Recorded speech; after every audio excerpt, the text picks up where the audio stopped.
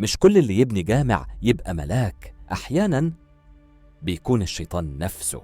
في قرية هادئة وبسيطة في قلب مصر بدأت قصة غريبة. في يوم وليلة ظهر راجل غريب، ملامحه طيبة ولبسه شيك وكلامه كله ذكر الله. دخل القرية بصفة راجل أعمال مغترب، وقال إنه راجع بلده عشان يعمل خير ويستثمر في ولاد بلده. الراجل ده ما أخدش فلوس من حد في الأول، بالعكس ده هو اللي كان بيدفع. لقى جامع القرية محتاج تصليحات، فقرر يشيله بالكامل ويبنيه من جديد على حسابه. مش بس كده، ده جاب أفخم الرخام وأحسن السجاد، وخلى مئذنة الجامع هي الأطول في المنطقة.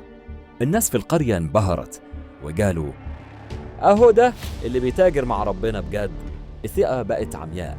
الراجل بقى يقعد في صدارة المجالس ويحضر الجنازات ويوزع شنط خير على المحتاجين. حتى إمام الجامع كان بيقدمه أحياناً عشان يصلي بالناس.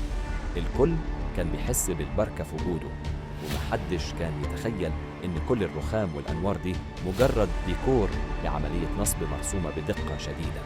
وهنا رمى الطعم اللي مفيش حد قدر يقاومه. في قعدة صفا قدام الجامع قال: يا جماعة، أنا عندي مصانع ضخمة في أوروبا ومحتاج عمالة من بلدي. اللي حابب يبعت ابنه يشتغل بمرتب يغير حياته أنا موجود. الكلمة دي شعللت الأحلام في كل بيت.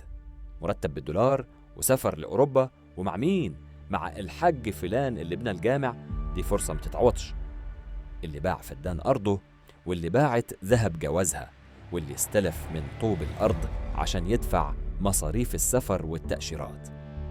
الراجل جمع الملايين في شنط سودة وسلم الناس ورق عليه أختام وشعار شركات عالمية. كان بيودعهم بابتسامة ويقولهم: ميعادنا في المطار يوم الجمعة الجاية. يوم الجمعة وصل، والشباب اتجمعوا بالشنط، والوداع كان بالدموع. راحوا المكان المتفق عليه ومحدش ظهر. حاولوا يكلموه، التليفونات اتقفلت. جريوا على البيت اللي كان مأجره، لقوه فاضي تماما. الصدمة الكبيرة كانت في المطار لما عرفوا إن كل التأشيرات والعقود ورق مزور ملوش أي أساس من الصحة. القرية كلها وقعت في حالة ذهول. الراجل اختفى بالملايين وساب ليهم الجامع ذكرى لعملية نصب متخطط لها بذكاء شيطاني. القصة دي بتعلمنا إن الدين مكانه القلب، والفلوس محتاجة عقل وحذر. مش كل اللي يبني جامع يبقى ملاك، والنصاب الشاطر دايما بيلبس توب الفضيلة. خلوا بالكم، النصاب ملوش دين. لو القصة عجبتك تابعنا لقصص أكتر غرابة وغموض.